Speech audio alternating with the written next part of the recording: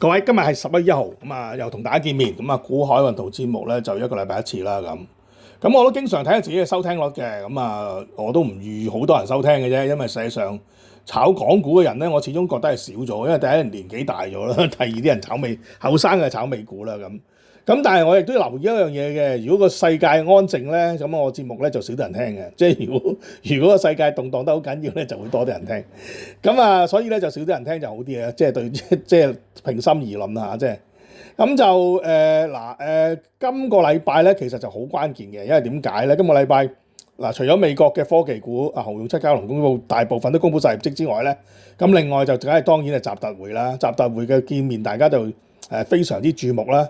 咁會後亦都其他國家亦都講嘅中美嘅又再次休戰啦，會為全球咧大派咗定心丸嘅。咁另外當然啦，聯儲局嘅議息咁同埋美國政府係繼續緊停擺。特鮑威爾點樣應對咧？咁而日本央行亦都會有議息嘅，咁加拿大央行議息就減息啦。咁美國亦都係預期減息嘅，咁但係減完息之後，咁嚟緊12月有冇得減咧？咁鮑威爾就已經斬釘截鐵咁講咧，就話12月再次降息嘅機會咧，就並非係釘喺板上高嘅。咁大家仲要拗嘅。咁當中咧好多嘅內容，咁港股亦都係嘅。港股今個禮拜係收跌嘅，結束咗連續5個月嘅升勢，咁第6個月就唔能夠升啦。咁但係上證指數咧就一往無前，咁上證指數咧係繼續升，因為呢個同人民幣強勢有關啦。咁亦都係得力於咧係中美可能咧係個貿易戰咧係有暫時終結咧，咁所以有一個好嘅影響啦。咁但係其實如果講A 股嚟講咧，深成啊、創業板啊同埋呢個嘅滬深300咧，其實都係跌嘅嚇。咁但係過去連升6個月後嘅 A 股咧，咁又會有咩勢頭咧？咁都講咗先啦嚇。咁就係話連升6個月嘅咧，第7個月咧係篤定都係升嘅。咁而家亦都係環球資金上高咧，就覺得人民幣係會升值嘅嚇。咁但係因為點解咧？因為而家特朗普同習近平見完面之後，咁當中有幾個成果啦。咁大家都理解嘅。咁嗰幾個成果就係話中國咧就係買翻美國嘅大豆 ，OK？ 咁而家講緊係買唔係1.8萬18萬噸啊，係買到24萬噸啊，即係繼續買，可能買3-4批嘅。咁就第二就係話中國就暫停咗1年嘅稀土啦，稀土嗰個執行啦，即係暫停稀土嗰個管制嘅執行啦，就暫停1年 ，OK？ 咁就而呢一個嘅美國咧方面咧，亦都係減咗呢一個嘅中國咧，係因為分碳離稅嘅10%。咁就當然啦，講完呢啲之後咧，咁就呢2日就港股同 A 股咧都係好少出貨嘅。咁大家都見到週初嘅港股係升嘅，咁但係港股似乎今個禮拜期指結算同埋呢個嘅10月結嘅期間咧，港股似乎係受制於26,600嘅。咁所以咧今個禮拜就過唔到26,600。咁琴日咧就更加咧跌到去全日低位收市就25,906收市，咁就當中我唔發覺有咩問題嘅，咁但係我似乎就覺得就有少少咧就專登將個科指壓翻低啦咁而今朝咧就喺外圍咧IG 咧就突然間個市就爆翻上26,300，而家都26,200幾嘅，即係喺個呢個週末 IG 度喎，咁但係點解會咁爆咧？咁據理解就可能就特朗普咧就講緊話嚟緊咧可能中國咧。再有10%，如果中國喺分碳離上嗰日做得好咧，可以再減10% 關稅。咁成件事咧就大家就特朗普就喺見習近平之前咧，就都做咗好多動作啦。大家都知啦，今次佢非常之匆忙啊嘛，佢又要走去東盟，去完東盟之後又要見呢個嘅祖士邱氏祖苗嚇，跟住又要見南韓總統李在明。咁跟住咧就離開之前咧，就喺釜山機場嗰個逆風樓裏邊，因為同特朗普咧喺間房仔度咧，即係特朗普同習近平喺房仔度咧見一見嘅啫。咁初頭特朗普就話：我哋可能好多嘢傾嘅，係傾幾個鐘頭嘅。咁但係後尾特朗普可能傾下就覺得冇乜，即係自己想得到嘅嘢就得到啦。咁跟住就離開咗，就冇再傾。咁就去咗邊咧？就即刻搭飛機走咗，就翻去琴日咧就翻去參加呢個嘅呢個萬聖節嘅 party。OK。咁就當然啦，佢喺飛機上高即刻就同記者講翻嘅成個見面同埋獲得嘅嘢嘅。咁其實講得好清楚啦。第一中國唔管制稀土，佢最想啦。第二就喺中國買翻個大豆。咁所以其他嘅嘢咧，其實都冇興趣傾嘅。咁又甚至乎台灣問題佢根本冇傾過。遑論香港問題啦，咁更加唔會講啦。咁1個鐘頭4個逐字嘅見面裏邊，我相信特朗普咧就覺得無謂大家去爭拗啦。總之有得傾就傾，傾唔到傾完自己之後咧就即刻就走。咁當然啦，中國係應承咗放棄呢個稀土管制1年。咁其實就當然係想買翻呢個輝達嘅 Blackwell 晶片啦。咁但係事件就冇答應到嘅。咁所以其實翻嚟咧，下晝港股咧反而中美見完面之後咧，對中國嚟講咧 A 股係跌翻嘅，人民幣亦都係當時跌翻嘅。咁點解會咁咧？嗱，呢個當然就美國就當然明白中國而家係強勢啦。咁但係美國就搞咗好多嘅咩措施啊，即係貨船啊，同埋301調查啊嗰啲咁樣甚至乎嗰啲美國嗰啲對嗰個出口管穿透式嘅貨品嘅出口嘅管制。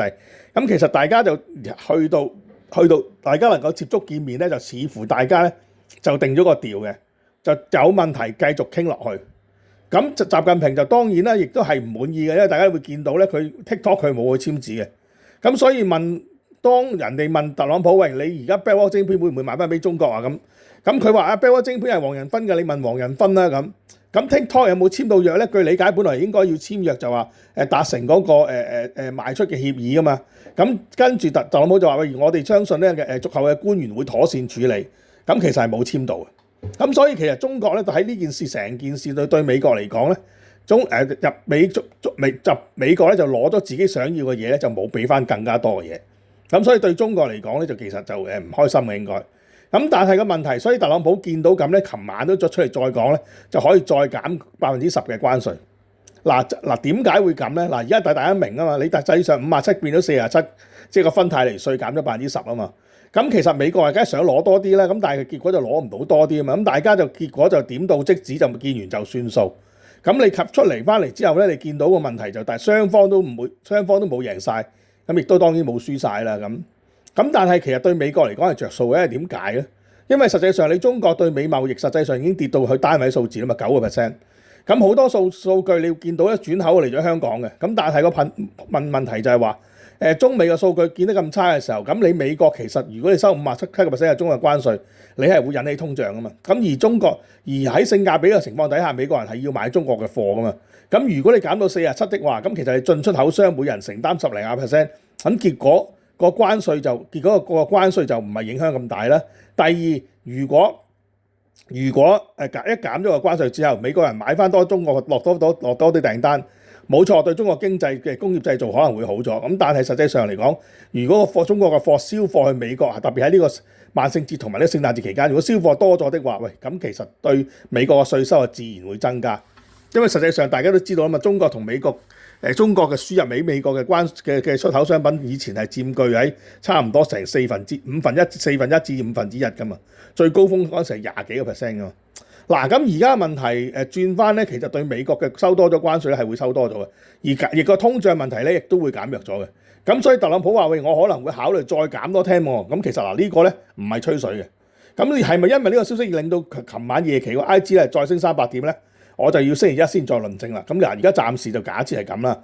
咁所以其實成個中美嘅談判咧，中方咧係冇得翻個晶片咧係較差嘅，因為中方當然係希望攞到輝達嘅晶片，特別係今個禮拜大家會睇到輝達喺美國做咗一場 GTC 嘅演講，咁規劃咗未來呢個嘅 AI 個藍圖，同埋佢而家講緊呢個 AI 嘅閉環處理佢嘅供應係點做。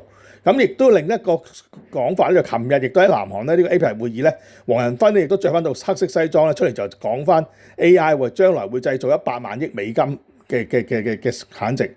咁當然啦，呢個係吹噓啦嚇，亦都可能係未必係實現到咁，但係亦都係可以，大家亦都見到 AI 嗰個苗頭咧喺嚟緊，而家係2025年嘅11月啦，亦都2026年咧係將會全速前進嘅。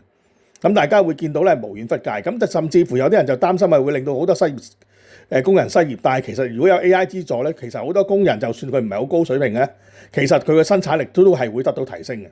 咁所以其實對成個地球嚟講咧，無論你係做即係各行各業啊，你都係會牽涉到嘅嚇，即係都會牽涉到，同埋都會有所裨益嘅嚇。咁所以我又會相信咧，就冇咁大，即係冇100萬億美元嘅增長嘅幫助咁大啦。咁但係實際上係對個地球村係有幫助呢樣嘢，我又承認嘅。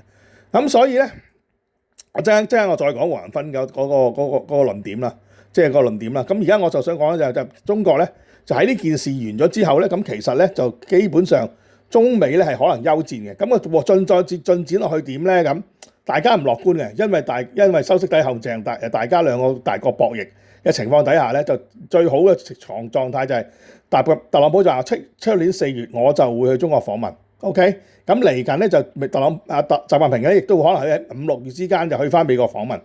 咁啊，大家係互相係做一個友善嘅交往嘅。咁而呢個交往嘅基礎咧，我相信就喺而家現有中美貿易談判裏邊嘅基礎上高咧，大家嘅傾個條件去點樣落實。如果有落實的話咧，特朗普係唔介意過去中國咧同中國簽咗呢份協議，就平息咗中美呢個之間嘅貿易戰嘅。咁嗱咁如果整體嚟講咧，就對所有大行嚟講咧都係覺得意外嘅，因為大行就冇諗過特朗普係會減中國關稅啊嘛。咁但係我一早已經講咗會㗎啦。咁如果你係我谷友，你當然知道啦。我一路都要論點嚇，因為計我條數係減關稅係着數嘛。而家特朗普亦都係嘅，因為點解嚟緊下個月禮拜11月5號咁，佢美國大法院係要睇佢個關稅是否係即係佢嘅緊急法案執行嗰啲關稅是否係抵觸美國嘅法律啊嘛。咁如果係抵觸咗，特朗普就係唔可以收㗎啦咁樣。咁所以咧，其實而家睇個情況咧，特朗普已經係修正緊佢個關稅政策㗎啦。其實已經咁嗱，個 point 就當然下個禮拜咧，就呢個都係11月5號喺法院，特朗普話會出席旁聽，咁呢個都係重中之重嘅事啦。咁睇下個禮拜進展，就大家就可以關心下啦。咁而今個禮拜如果先講埋中國股市先啦。嗱，中國股市咧就如果我哋睇到咧，今個禮拜有兩個數據講嘅，但係第一個9月份嘅工業利潤。咁個增長21.6%，咁啊工業利當然就增長得唔錯嘅。咁但係星期五公佈咧就反而13號公佈10月份嘅 PMI 數據咧就回落到49%，咁就比下降咗0.8嘅。咁而嗰個非製造業嗰個咧，亦都係只係升0.1% 啫。咁就同預期就係差咗嘅。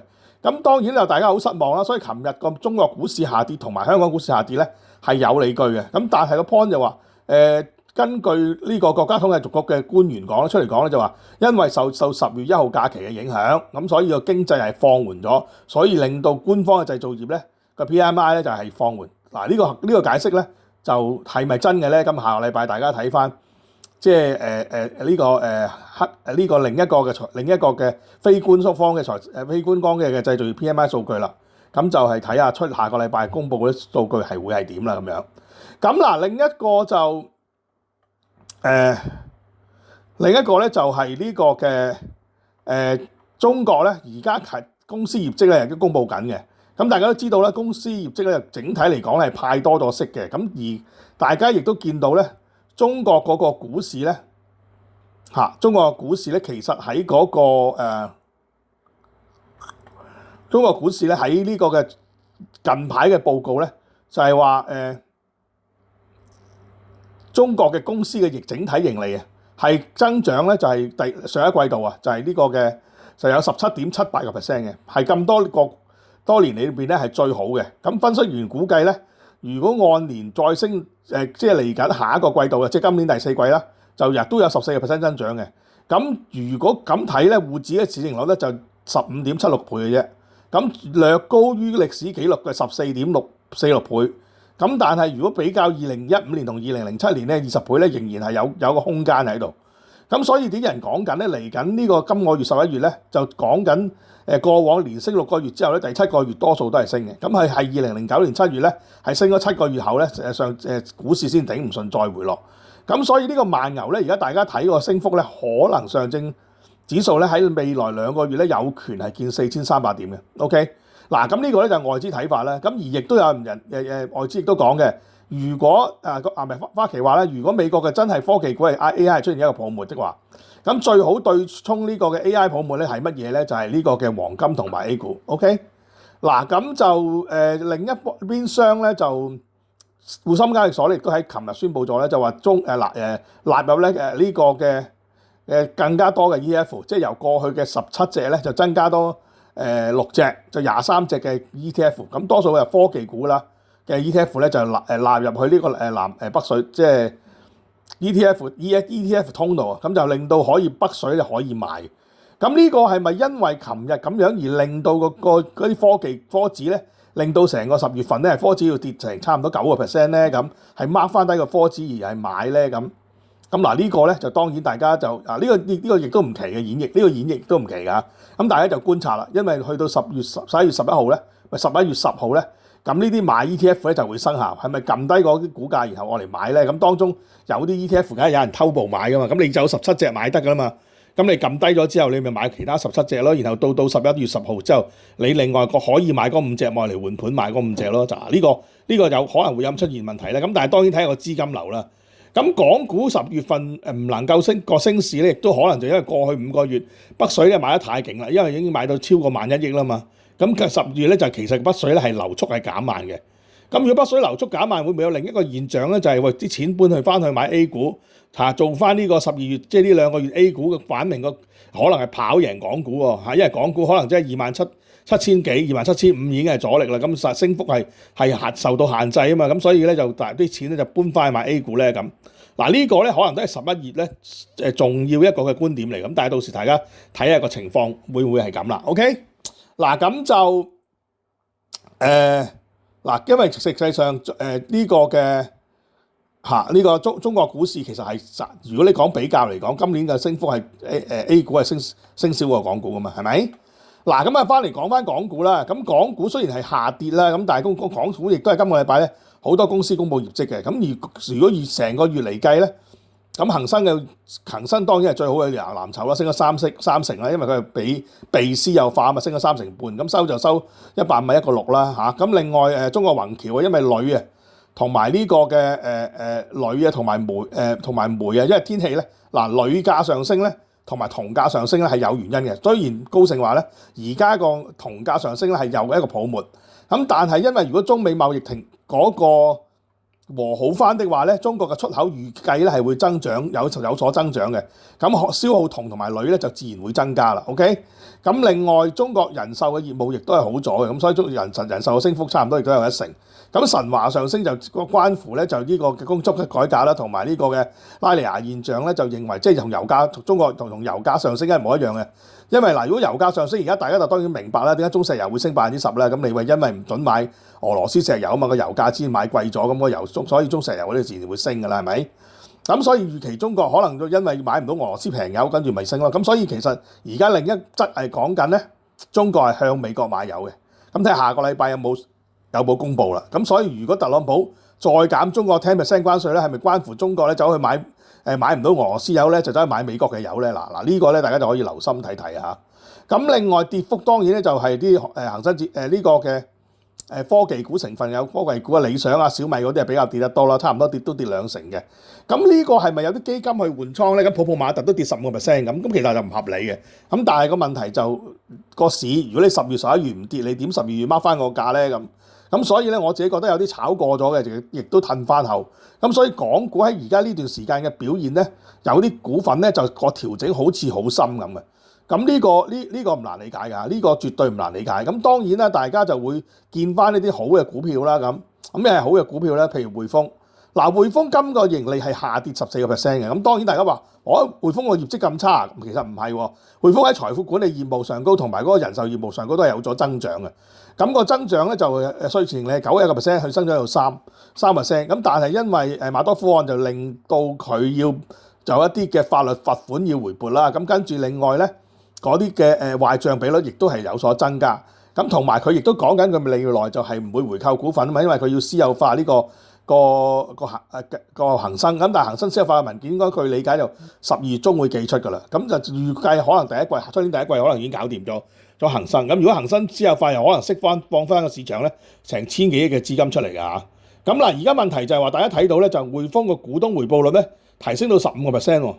咁雖然話嗰個壞賬準備都多咗，咁實際上如果你咁樣計的話咧，咁你匯豐今年咧可能會賺9個2毫2嘅美元。咁如果你又派息比率去翻5成，咁你過往每個季度咧就派咗3美仙啦。咁但係如果你咁樣計的話，咁嚟緊你用翻個股東回報率去比，咁咪差唔多派到成7個美仙嘅即係7個美仙嘅股息咯。咁你派咗4美仙，咁啊即係末嗰期差唔多有4美仙樓下啦。咁如果你4美仙樓下計落咧，就5個幾港紙。咁所以匯豐如果就算唔回購的話咧，嗰個派息嘅比率咧都增加咗8.幾個 percent。咁而去到末期息，如果即係真係跟翻匯豐以前咁派法，咁末期息好過癮喎，成3蚊港紙。咁啊估計咧會派4即係差唔多3毫9紙嘅美金啦。咁當然啦，呢個就對匯豐嘅股價當然有支撐。所以匯豐雖然個業績倒退咧，點解匯豐個股價有支撐咧？咁另外就呢個嘅友邦咧，亦個業績亦都唔錯嘅嚇。友邦嘅業績亦都第三季咧亦都有5% 升，咁所以個股價咧都撳唔翻住啊，亦都買翻上去。咁友邦嘅股價差就因為過往就可能驚俾匯豐搶咗啲人壽業務啦嚇。咁但係友邦而家都幾積極㗎啦，嗰啲 MPF 咧又減價減管理費啊咁樣。咁而亦都可以咁講嘅，因為中國國內咧係俾中國人咧容易咗落嚟香港，即係容易攞呢個嘅簽證。而家你唔使去公安局攞㗎，你就喺個部機度撳掣，你就可以係攞到嗰個過境嗰批過境嗰個通行證，咁你就可以過嚟香港。咁所以其實你大家會見到銀行業務同埋人壽業務都有所增加嘅。咁當然啦，亦都帶動到呢個渣打銀行咧，亦都顯示嗰個業務係更加亮麗啦。咁而家渣打銀行嘅業務亮麗，大家亦都明白嘅，佢又可以又可以回購，個業績又 OK， 咁所以大家就覺得渣打咧就而家就好似第三季咧就幾好嘅。咁所以其實你大家會睇見匯豐渣打，即係匯豐未來6個月，即係匯豐渣打，甚至乎係友邦，其實個業務都唔錯嘅嚇，個業務唔錯。咁而亦都反映咗咧，香港呢個季度嘅經濟咧就似乎係好翻啦。咁就啱啱就咩反映到咧？就啱啱琴日又更加就公佈埋咗咩咧？公佈埋香港嗰個第三季嘅 GDP 咧，竟然有3.8%。咁啊，零售銷售係多咗喎。咁點解會咁咧？就原來就 iPhone 17咧就多咗人買，就令到個零售銷售數值咧係大幅增加。咁就令到香港今年咧可能唔單止係高過即係第三季3.8嘅增長，唔單過嗰個3.1嘅增長啦。咁反而咧就令到全年嘅港股咧，香港嘅 GDP 可以保到3，咁呢個對港股亦都係有支撐作用，因為香港嘅 GDP 竟然可以保到3。咁嗱，其實個問題大家要明白，咁啊除咗即係零售銷售不嬲弱啦，咁但係多咗國內嘅人嚟香港，咁當然就會靠係咪落嚟買 iPhone 咧？咁因為iPhone 嘅制式喺香港嘅制式同中國唔同啊嘛，係咪？咁就咁所以咧就令到香港嘅零售數即係第三季嘅經濟又好翻啦。咁第三季經濟好咗，另一個焦點咧出口好咗。出口好咗同中美貿易戰有關係嘅，因為中國就限制咗好多嘢，同中國美國嘅買入買出，咁結果就通過翻香港嚟做，咁所以咧就好易數㗎。喺疫情嘅時候一路減低香港嘅出口數字一路咁下跌，咁啊冇諗過會復甦嘅。咁所以而家其實旅遊業出口咁香港兩支支柱咧都增長翻。咁至於樓宇係點咧？咁中國而家香港嘅負資產咧宗數咧就得翻3.114張，即係31,400宗。就比係5季以嚟咧係減少咗㗎啦。咁因為亦都係匯豐銀行咧將嗰個物業估值咧提升咗6%啊，咁令到呢2個月嗰個銀行貸款啊就亦都止跌啊。9月咧就係令到銀行發個貸款亦都係增加翻。咁新批嘅按揭咧喺呢個嘅按月啊係多翻成10%咁，就係9.4%，係去到314億。嗱，即係話負資產減少，樓價升翻啲。咁啊當然唔包括商業樓宇啦，咁新造嘅按揭係增加翻10%，咁即係啲新樓都賣得唔錯啦，係咪？或者啲二手樓亦都賣得唔錯啦咁樣。咁嗱因為又有呢個港鐵同埋呢個綠色呢個嘅銀債啦，咁亦都香港個貸款業務亦都係有所增長啊。咁啊顯示在香港咧，因為股票興旺嚇，就令到咧各行各業都好翻啲，即係零售業好翻啲，咁旅遊業好翻啲，出口就因為亦都帶動到啦咁而香港亦都睇到咧內銀股咧就幾意外喎，因為大家預計內銀股咧係會倒退噶嘛，但係竟然見到咧就係話呢個嘅中國啊，因為大家以為貿易戰或者個地產都未復甦嘅時候咧，就認為咧就可能會對中國嘅內銀行咧就會個業務咧就做得唔好啦咁同埋個息差一路咁收窄啊嘛。咁但係原來發覺就唔係嘅，因為實際上咧發覺貿易戰啊，即係嗰個產業鏈咧，其實就因為唔係單靠美國，就去咗他途。咁結果喺呢個商業值嘅工商貸款上高咧，係唔係減少好多？咁而特別咧就係其他銀行都係即係其實農行啊、建行嗰啲都係唔係好大嘅增長嘅啫嚇。咁就其實就反而增長就係零售之王啦。工商銀行，工商銀行嘅金葵花同埋私人客戶嘅增長咧係有雙位數字增長，嗰個手續費同佣金收入咧係增加13.8%，所以工商銀行咧可以做到咧就5% 嘅增長。咁嗱呢個咧就全部我哋睇翻晒咧，就呢個嘅公司業績咧其實就唔差嘅。咁所以港股10月雖然跌，因為實際上過往5個月超買而下跌。咁而家咧擺到明，琴日夜期咧就科指咧做過5887點。咁我自己覺得咧就如果講緊而家美國嘅 AI 熱潮，陣間大家聽埋我講埋呢個嘅美國嘅科技股、科技指數而家公布業績之後，同埋黃仁勳嘅做法的話咧，咁其實大家就要明白，即係嚟緊咧，即係可能香港咧都係會炒翻個科指嘅。咁科指而家我今日11號啊，我喺度立論啦。琴晚夜期就低位就5887啦。咁科指喺嚟緊呢2個月會唔會見6888咧？咁嗱，呢個大家就可以先 mark 低嚇，睇下到時出年2026年可能第一集節目就同大家喺度埋單計下數，會唔會係咁 ？OK 嗱，咁就講下環球地方嗰個股市先啦。嗱，環球股市其實日本股市都係向好嘅。日本股市向好最主要係得力於日本股市跌。咁雖然貝桑特去見咗高市早苗，咁見高市早苗嘅時候咧，就覺得喂，你日元唔應該咁跌嘅喎。咁但係咧，日元嘅淡倉啊，其實就已經開到4-1㗎啦，即係淡倉就4就好倉1。咁點解會咁咧？因為大家相信咧，就呢個係高市早苗嘅安倍經濟學。咁啊，所以令到咧就日元係會落嘅。咁啊，認為日元係會見160。咁但係我自己嘅睇法咧就未必會嘅，因為美國係唔會容讓日本嘅日元係跌咁多嘅。因為而家大家會見到咧。美匯指數已經上翻奄奄熱地，就上翻99。咁當然啦，貝桑特就話高市早苗嘅支持呢個嘅安倍經濟學，咁啊梗係支持日本放鬆銀根啦。咁但係你日元咁跌咧，佢又唔滿意。OK，咁但係琴日最新公布嘅日本嘅 CPI 咧，就通脹數據咧就亦都係升翻到2.8，核心通脹咧就繼續上升緊。咁所以日本咧係唔減息係冇道理嘅。OK，唔係 sorry 唔加息係冇道理，唔係唔減息。唔加息係冇道理，咁但係問題就日本嘅央行同呢個美國央行有異曲同工之妙啊？點解咧？因為日本嘅央行咧，其實亦都有2個嘅央行官員咧認為就應該日本係要加息嘅。咁但係當然啦，呢個植田和男左右而言他啦，又話要即係因為而家換咗老細啊嘛，咁啊梗係要睇下高市早苗嘅面色，咁同埋咧就話要睇下嚟緊2026年第一季嘅工資增長，然後先再諗下需唔需要加息。咁但係似乎個壓力都唔細㗎，日本啊，咁所以日本而家講緊已經有2個委員咧，就係反對呢個即係唔加息呢樣嘢嚇，即係認為需要即係日本有呢個通脹現象，就應該需要加息。如果唔係，你就會蠶食咗啲人嗰個即係貨幣貶值而蠶食咗人嗰個購買力㗎嘛。咁即係等於啲人減人工嘅啫嘛，係咪？嗱咁所以咧，其實日本咧。就暫時嗰個經濟政策咧係唔明朗，咁但係當然日本就好重要嘅，因為日本如果經濟政策一喐嘅時候，咁究竟日股係咪再升緊咧？咁如果日本再升的話，再升的話，如果突然間日本改變個加息政策的話，咁日股係咪會突然間冧咧？冧又會唔會影響美國咧？咁嗱呢個就要睇點睇啦。咁當然啦，而大家見到高市早苗見特朗普咧，亦都係俾特朗普玩嘅。特朗普擺到明就係行到日本期嘅時候咧，之前就殺咗冧，跟住行到日本期就唔殺冧，咪直行直過。咁啊高市早苗就 O 晒嘴，咁跟住冇嘢做咧，特朗普就真係拖下高市早苗，就扮晒老友。咁但係結果就換嚟就係當然咧，就呢個日本嘅豐田汽車咧就投資千幾億美金就喺美國建廠啦，就係咁簡單。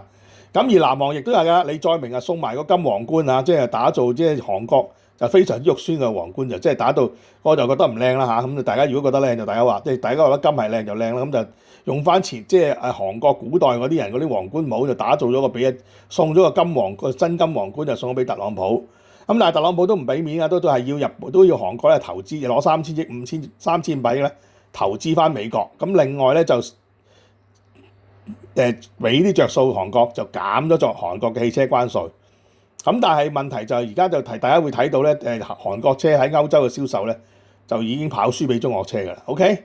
咁嗱，另外咧就亦都會就要求咧就攞2000億嘅分期付款咧，就係令到咧就美國嘅造船業咧係幫美國造船業喺南韓度嚇，即係大家都明白，美國係復甦唔到美國嘅造船業啊嘛。咁似乎就要或者喺南韓揾南韓幫手啦。咁甚至特朗普就話核潛艇都揾南韓做，咁到時睇大家點傾啦。咁但係總之特朗普就過去呢兩個國家都係攞到着數，咁但係佢就冇參加呢個嘅 CEPA 會議㗎。咁亦都喺期間咧就會見咗呢個嘅見翻呢個加拿大嘅總理卡尼，咁但係就大家就冇乜嘢傾啊，即係反而就同加拿大總理見到面咧就冇乜嘢嘅傾得成果，亦都話唔會展開談判啊。咁跟住琴晚亦都有講咧委內瑞拉，咁啊大家就緊張，又亦啲油價炒一炒上去就話驚委內瑞拉會有地面戰爭，咁特朗普就琴晚出嚟否認咗啦，冇嘅，即係暫時未有。咁歐洲方面咧就議息咧就按兵不動啦，咁歐洲嘅利率亦都係維持翻2%。咁歐洲個 CPI 咧就GDP 咧個增長係超乎預期嘅。咁法國個增速咧係3年最高，咁德國仍然係表現喺停滯個 GDP 增長。咁但係個通脹咧就因為維持到喺2%嗰個水平咧，所以歐洲暫時咧應該喺個利率政策上高咧係唔跌嘅。咁但係歐元咧就應該跌緊，因為德國嘅債，因為德國經濟唔好個債跌啊。咁啊法國嘅政局亦都唔係好穩定，雖然個經濟增速向上，咁但係所以咧歐羅咧都係比較偏弱嘅。咁而歐洲嘅核心通脹咧，似乎都係維持翻喺2點幾嘅水平啦，就係咁啦。咁聯儲局亦都係咁嘅，聯儲局就係話喂呢個嘅沃勒同埋呢個嘅坎薩斯嘅聯儲局嘅官員咧，喺呢個投票上高咧就一個贊成，一個咧就唔贊成減息，一個就沃勒咧就話要呢個斯芬米蘭咪沃勒，斯芬米蘭咧就話要減0.5厘，咁結果咧。鮑威爾似乎係唔能夠統一意見嘅。咁琴晚咧就有幾個聯儲局官員咧就講緊出嚟走嚟講咧，就係包括未來有投票權嘅聯儲局官員咧就出嚟講話嚟緊咧就要呢個咧就唔即係12月咧就唔應該減息。咁因為鮑威爾都講緊嘅12月唔減息就因為點解咧？有兩大原因啦。第一個原因我已經喺10月1號咧就暫停縮表 ，OK？ 因為美國嗰個流動性係唔夠，咁所以我暫停縮表啦。咁而你政府停擺緊，你就已經造成咗180億嘅美元損失。而你嘅經濟數據咧，好明顯咧12月即係11月係冇辦法出到 CPI 數據嘅。咁所以美國咧就係冇辦法，即係聯儲局係冇辦法，官員咧冇辦法考證嗰個失業率同埋嗰個CPI 即係通脹個情況係點樣啊？咁所以12月咧就唔可以將呢個減息咧就釘上個板板。咁呢個係正常喎。咁但係其實美國如果12月唔減息咧，中國當然會意外啦。咁香港股市亦都係其實就係喺中美貿易談判咗之後咧，係反映翻呢段新聞嘅。咁而大家會見到，因為特朗普嘅意外嘅鷹派就令到美股有壓力啦，美債就即刻升翻，黃金亦都係跌翻落去嘅。咁黃金亦都係跌穿過3900蚊嘅。咁但係就問題就黃金仍然係有錢買。咁而家因為今個禮拜減息咧，如果講資金流基金嘅資金流咧，亦都係有錢咧係買咗美股同埋即係環球嘅股市嘅。咁但係比特幣嗰啲咪跌啦，因為美元升啊嘛。咁所以嗱，嗰日情況咧就呢個嘅聯儲局咧究竟會係點樣咧？咁嗱呢個日本嘅聯儲局嘅官員就冇統一意見，同埋美國嘅日本央行同埋美國聯儲局咧都顯示今次嘅議息咧係大家係冇統一嘅意見。咁琴晚就更加喐啦出嚟講咧，就話我如果特朗普委任的話咧，我願意做聯儲局局長。咁甚至乎咧講明12月係應該減息。因為佢預估咧聯邦基金嘅即係美國嘅通脹數據咧就應該維持喺2.5嘅水平嘅啫 ，OK 即係嗰個個人消費嘅 PCE 指數喺2.5嘅水平，所以佢就認為有呢個減息嗰個需要，咁就擺明係唱反調，即係出年有投票權嘅洛根啊同埋哈馬克啊，咁就話咧就應該要減，咁但係個問題即係應該唔減息，咁但係個問題就睇下呢個咧亦都會係11月咧就美國嘅個財資市場嗰個重大嘅焦點啦，咁樣。咁嗱，美國嘅債務上限啊，繼續升到143啦，咁啊睇下特朗普點解決啦。咁而呢個政府停擺同埋即係嚟緊一個關稅是否合法，咁呢個咧都會成為咧呢個特朗普頭痛嘅問題。咁所以就特朗普咧睇下嚟緊下個禮拜咧點樣應對。咁而家就擺到明咧，就美國股市咧就當然大家都知道啦 ，S&P 就而家計位咧就應該有機會咧上呢個S&P 有機會上6950呢位嘅。咁但係似乎啲人集中咧就喺12月做期權咧就做7000點淡倉。咁睇下到時會唔會咁樣去夾爆啦？咁點解會咁講咧？因為而家講緊呢個 AI 係做緊泡沫噶嘛，即係個泡就喺度發緊噶嘛。咁 AI 泡沫咁究竟有冇支撐咧？咁就呢個就會有將係我睇翻今個禮拜咧整體睇美國公司業績啊。嗱，美國公司業績咁當然啦，上個禮拜講緊高通咧就會推出新嘅人工智能芯片，咁就直接同呢個英偉達競爭啊嘛，咁結果高通嘅股價就升咗啦。咁跟住咧就呢個 AMD 亦都會攞到一個同美國能源部做嘅10億合約，咁結果 AMD 嘅股價亦都升啦。咁跟住呢個Tesla 亦都話世界一個大模型上高咧就會做到一啲嘅自動駕駛系統咧，就係一日就學人令到個自動駕駛系統咧學到500年嘅駕駛經驗。咁究竟呢個 AI 點解會做到咁咧？咁未發酵未演繹。咁我相信下個禮拜咧可能呢個嘅馬斯克咧就嚟緊11月6號好似就會開股東會。咁而家有大股東就反對馬斯克就可以攞到咁多嘅紅股嘅。咁但係有啲其他嘅股東亦都支持馬斯克做。如果你馬斯克唔做的話咧，就Tesla 嘅股價就將會大跌啦。咁所以馬斯克究竟能唔能夠通過董事會就攞到嗰啲紅股，繼續再領導呢個 Tesla 5年咧？咁當然係應該係會做到嘅。咁但係個問題就會唔會有意外咧？呢個大個嚟緊咧，呢個 Tesla 睇 Tesla 琴晚嘅股價都仲係升緊㗎。咁大家了解 Tesla 嘅問題啦。咁另外咧就呢個今個禮拜就Google 啦 ，Google 公佈業績。喂，咁嗰個資本開支就增加咗啦。咁但係第三個業績係亮眼喎。咁佢上個禮拜盤後係升咗7%嘅。咁即刻改公佈業績就即刻升。咁因為點解咧？因為佢營收係首次係突破咗1000億啊。咁而嗰個 AI 個訂單業務咧就積壓訂單都1550億啊。咁個公司嘅收入咧係大幅向上修訂。咁至於微軟又點咧？微軟就係揼地游水啦，咁喺度繼續做緊。咁但係微軟嗰個開支係創紀錄啦。咁但係嗰個環比嗰個業務係有所增長喎，即係個淨利潤亦都有31億美元。咁最特別就係呢個嘅Facebook 啦。嗱 Facebook 咧，因為今次咧因為呢個嘅特朗普咧係改稅制，就減稅，由21%減到15%嘅公司嚟嘅稅。咁結果就令到咧。就第三季裏邊咧 ，Facebook 咧就 Meta 咧就要交156.9億嘅美元嘅稅，就因為要清翻個稅，清翻條舊稅先，即係你冇得豁免啊嘛。咁結果咧就令到咧就影響咗呢個 Meta 嘅業務。咁但係啲人唔係擔心 Meta 嘅業務啊，而係擔心 Meta 嗰個資本開支啊。因為大家都明白啊嘛，即係呢個嘅呢個 Facebook 咧就有好多廣告收入啦。咁你另外有 Instagram 啦，係咪？咁跟住大把錢使嘅時候咧，咁所以就令到咧呢個Facebook 咧就任性地就今年就個資本開支就去到700億。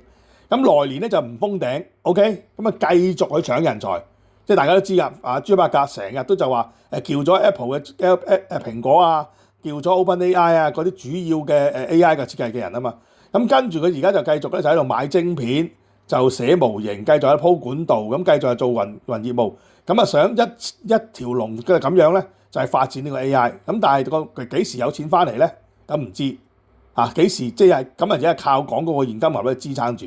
咁所以啲人咧就對呢個嘅 Facebook 公佈業績之後咧，即係除咗講佢因為交稅而嘅賺嘅業務即係賺少咗錢之外啦，咁所以亦都係咁樣而咧，係大家去令到佢令到佢掟嘅，令到佢掟嗰個股價。咁至於蘋果咧，就當蘋果咧就大家就認為淡季嘅銷售咧就嚟緊咧可能會差嘅。咁但係個業績公佈咧就反映第三季個蘋果銷售咧竟然有6% 增長嚇。咁亦都講緊咧就同比增長15%啦。咁最大嘅問題就係本來大中華業務係下跌嘅，咁而家就預期咧嚟緊大中華業務咧係可以升翻。咁而另一個增長點就喺印度上高買 iPhone 亦都多咗人。咁即係話 iPhone 即係蘋果嘅業務咧。係嚟緊預咗第四季，亦都係再有增長。咁所以蘋果咧公佈完業績之後咧，就本來就跌嘅，咁後尾跟住就先跌後回穩。咁所以證明即係上個禮拜初炒蘋果炒上去，蘋果炒上去呢個嘅新嘅市值上高咧，咁係有原因啊，咁啊係有所支撐嘅。咁啊另一個特別就亞馬遜啦。咁亞馬遜第三季嘅業績咧係超乎預期嘅。咁亞馬遜就講緊要裁員噶嘛嚇，要裁1萬幾人噶嘛。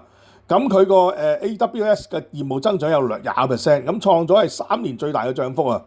咁盤後嘅股價升咗14%，咁而持續咗星期四、星期五咧，連續2日呢個嘅亞馬遜嘅業績都係升，咁你真係冇辦法啦嚇，因為證明咗佢真係可以升到咁多啊嘛！咁所以其實如果你講豪人七交龍咧，全部交到貨，咁而家就唯一就 Facebook 就大家屠租佢，即係洗腳唔抹腳，咁同埋咧擔心佢唔知幾時先有股東回報。咁至於呢個傳疑嘅Tesla 咧，就睇11月6號啦，呢個奧斯汀舉行嘅股東大會唔會通過？咁啊而令到呢個馬斯克咧可以攞到1萬億美元嘅 Tesla 嘅股份嘅薪酬，即係紅股啦。咁嗱呢個咧就係咁啦。咁所以其實咧，如果你齋講即係公佈完業績之後咧，美國嘅股市咧，即係基本上咧冇乜好跌嘅。咁而呢個英偉達咧就破頂，今個月咧就超越蘋果，本來就啱啱上個禮拜追到4萬億市值啊嘛。咁咧今個月破頂就英偉達去到5萬億市值。咁過去4個月咧，輝達係個嘅股價咧係增長咗1.8萬億市值。咁而家黃仁勳咧就賣咗1,700億股票出嚟嘅美元嘅嚇。咁啊持股量得翻3.5%。咁但係大家又要睇翻個黃仁勳，佢而家究竟做緊啲乜嘢咧？咁嗱，黃仁勳其實喺今個禮拜就話俾你聽，佢嘅晶片咧就係介入咗好多個行業。佢喺呢個嘅 GTC 嘅大會裏邊，佢話用10億美元咧做呢個投資咗呢個 Nokia，咁幫助 Nokia 呢個 AI 咧做進入去呢個6G 網絡上高。咁亦同步咧亦都會去Uber 啦、禮來藥廠同埋呢個嘅融合呢個量子計數機。咁嗱呢個嘅 Uber 方面咧，咁當然係幫助呢個自動駕駛系統啦，就係駕駛系統啦。咁禮來藥廠咧呢來咧嗱，亦都係建立一個超級電腦，加速咗藥嘅研發。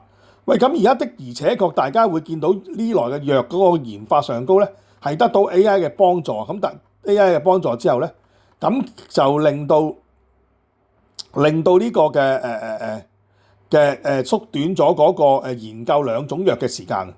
咁就包括呢個嘅免疫系統識別嘅腫瘤，即係包括係個免疫系統無法識別嘅腫瘤，咁提升咗個治療效果咧50%喎。喂，咁你真係冇辦法喎。即係嗱，而家問題就係話，即係黃仁勳就賣剩好少股份㗎啦，輝達得3.5% 嘅啫。咁但係佢就去支持咧新一代各行各業啊，連呢個自動Uber 汽車啦、藥啦。同埋呢個嘅Nokia 啦，咁係希望利用 Nokia 而家現有嘅基站，不加晶片俾佢哋，提升佢哋嘅運作能力，就令到佢 IG 嘅第6代咧，即係呢個嘅G6啊，即係呢個運算系統嘅 G6咧係加快進展。咁佢話呢個加速運算嘅時代咧就開始咗啦。咁但係佢係全方位喎，樣樣都幫手喎。另外呢個函式庫同埋模式咧，亦個市場亦都開展咗。咁 AI 6G 量子模型企業計算機械人同埋工廠全面開工 ，OK？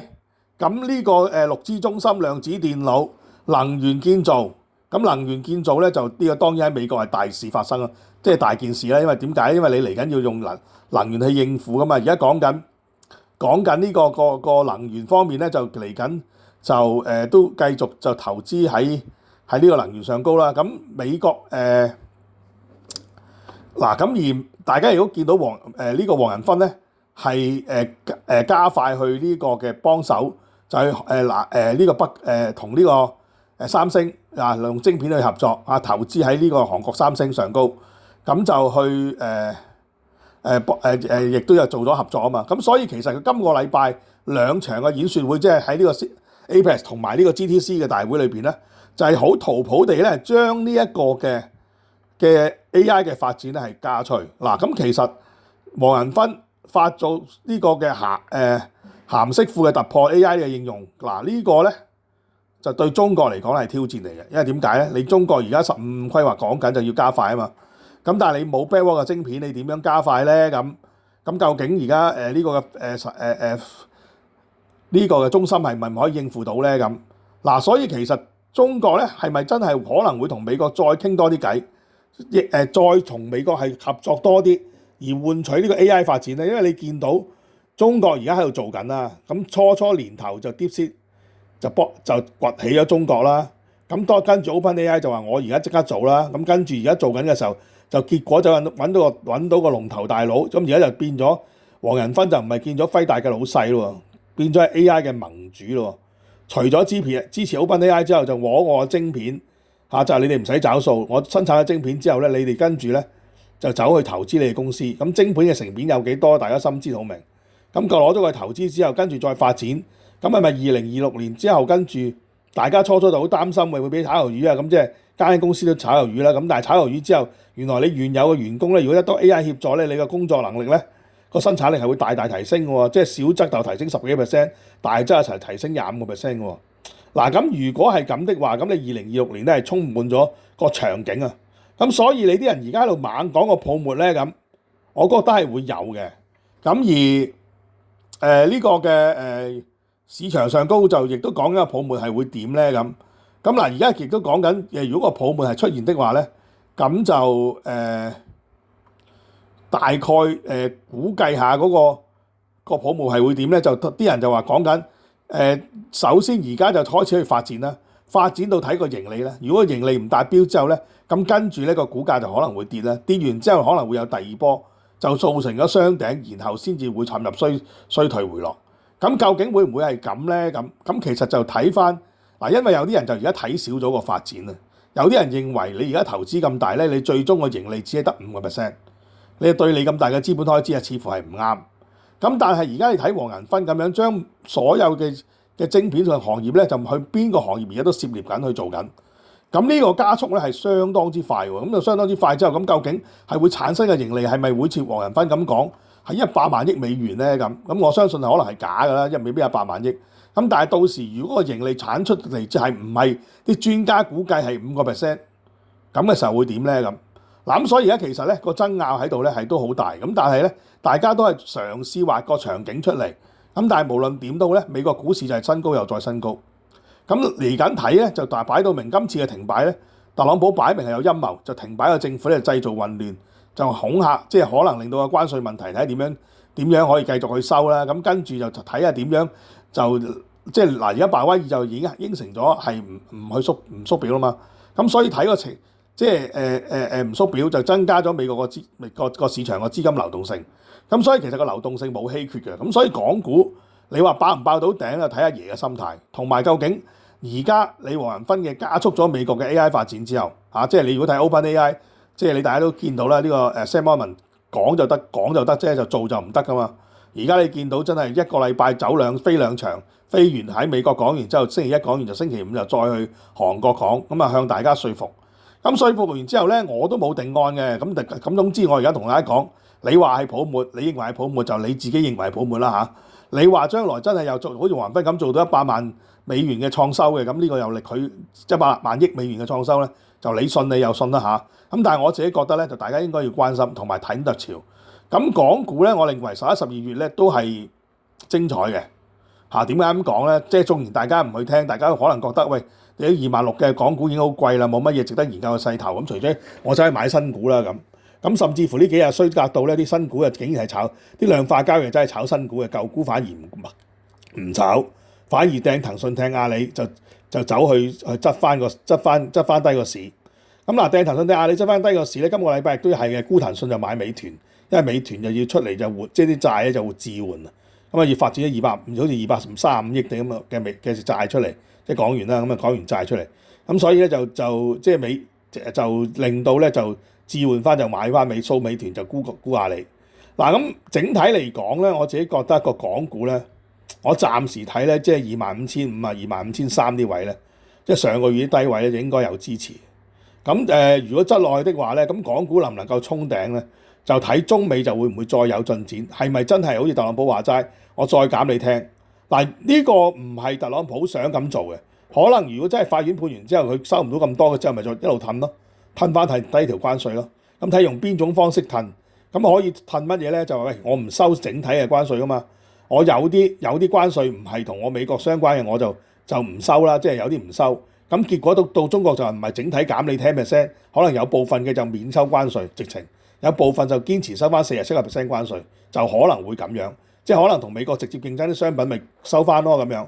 嗱咁對其他國家會唔會係咁咧？咁下個禮拜就會明朗。咁但係無論點都好喎，大家又要諗翻一樣嘢喎。當呢個嘅解放日，即係4月嗰陣時講解放日嘅時候，大家對中國即係全球嘅經濟咧都窒住嚇，即係包括中國經濟同埋其他地區嘅經濟都窒住。咁但係反而談判完之後，呢個關稅戰談判完之後咧，大家似乎好多商業活動都係全面加速喎。你見到歐洲嘅經濟增長就大家預計唔係咁好喎，即係預計10月就會轉差就冇喎。你美國嘅經濟增長雖然就講緊放緩，咁勞工就業究竟係咪因為 AI 發展而令到勞工就業放緩咧，定點咧咁亦都咁講，如果個關稅將會嚟緊11月係有部分取消的話，咁個商業投資係咪會增加咧？咁而家大家會見到美國即係喺度大肆發展呢個 AI，咁你無論算力中心又好，無論基建又好，無論起核電廠又好，乜都好，咁你其實美國咧而家就啲人講緊啊嘛，你如果你係做緊文職工作嘅，你唔使擔心啊，只要你走去轉頭呢個做呢個嘅木匠，即係建築工人啦，或者做呢個水電工啊，即係拉電線啊，咁咧因為美國嘅基礎設施要大幅增加。咁如果美國基礎設施係大幅增加投資，唔係由政府投資喎，係由呢個豪勇七交流到投資喎，咁係投資翻相關嘅 AI。咁初就以為淨係 AI 嘅股份受惠啦，而家唔係喎，你會發覺藥廠又受惠 ，Nokia 嗰啲都會受惠喎。咁繼續落去下低邊啲公司會受惠咧？咁大家真係要睇啦。咁如果咁嘅情況底下咧，咁其實美國經濟你話佢因為停擺之後製造個 GDP 下跌。咁你話 GDP 下跌可能冇咗幾百億啦，咁啊損失幾百億，咁但係一間輝達嘅市值就已經係增加咗成萬億啦，咁你點計一條數係咪？嗱咁所以咧，即係喺咁嘅角度去睇咧 ，AI 而家呢個階段咧就進入咗去一個次階段，咁呢個次階段係次階段嘅開始，咁幾時先會講到係泡沫或者個營收唔能夠達標咧？咁啊梗係要一路咁溫落去先知啦。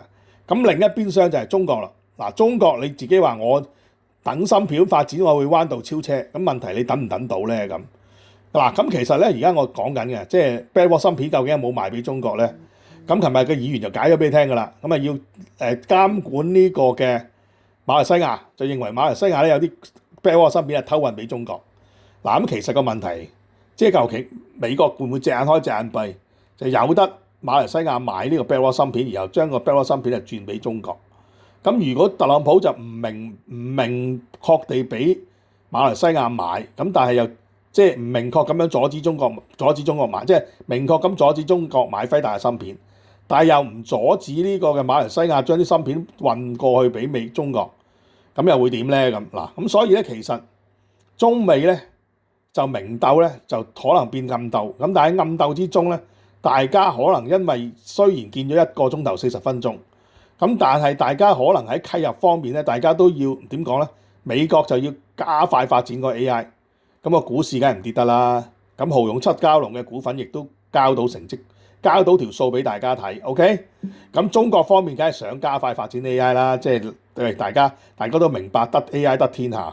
咁所以咧，其實習近平又會唔會諗下為咗未來嘅15規劃，同美國咧就即係唔同其他。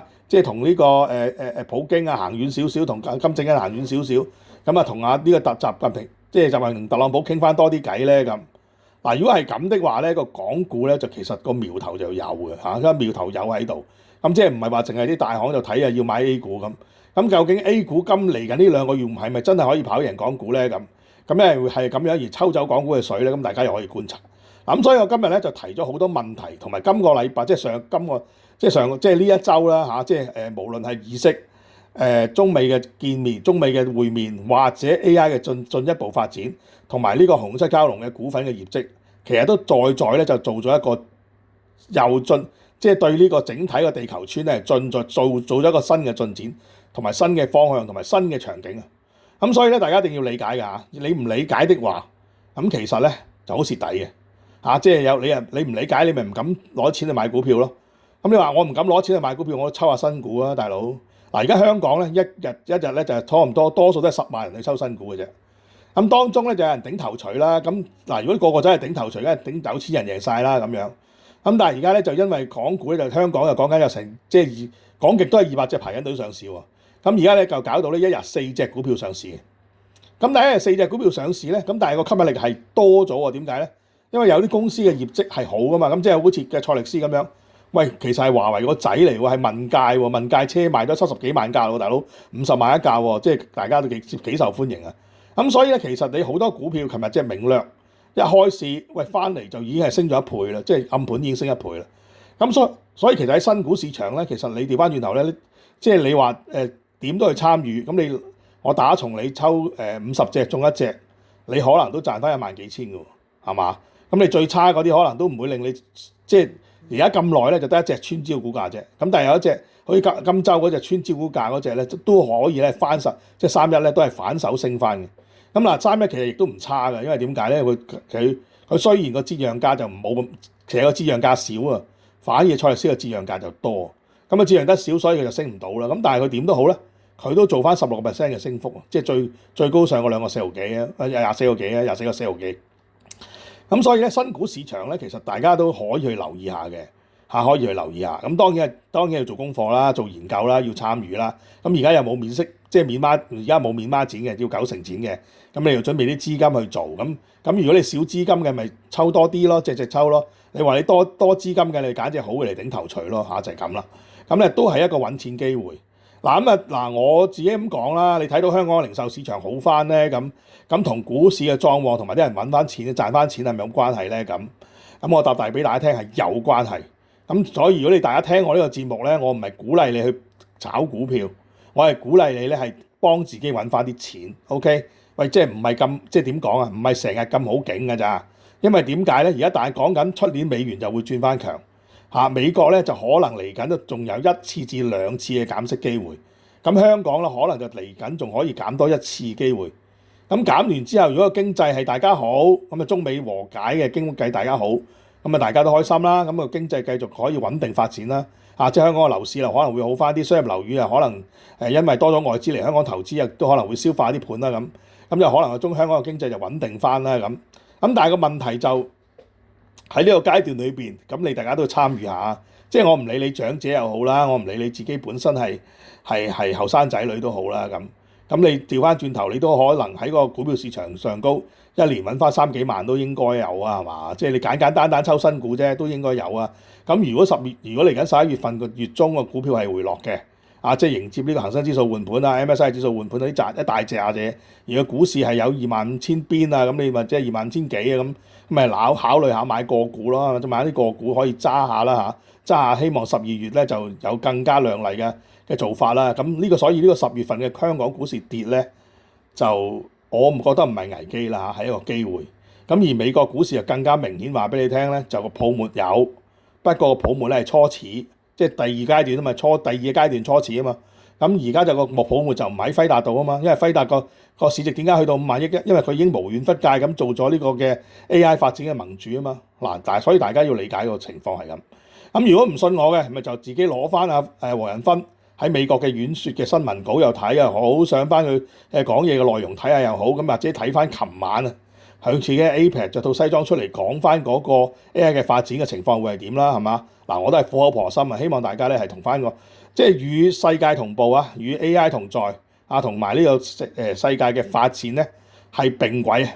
如果唔係的話咧，就會落後於他人，咁啊當然唔係好啦即係落後咗人同埋你個思維諗錯咗嘅話咧，咁其實當然就係即係個損害嚟噶嘛。咁人生存喺呢個度咧，咁啊即係一路努力咧，就應該係至死方休嘅。我自己認為即係我一路都咁做人嘅，即係日日都勤力咁做嘢，好勤力去同個社會一同進步。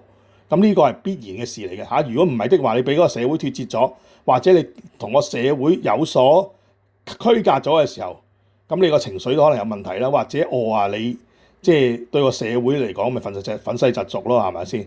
咁睇到嘅而家，你未來嘅日子，即係特朗普就唔係特朗普噶啦，都係會落台噶啦，習近平都係會落台噶啦，係咪？都可能進入第二個階段啦，即係其他隻都進入第二個階段啦，係咪先？咁你見到我哋啲立法會議員就知啦，全部都係習派嗰啲，全部掟晒落街咁樣，係咪先？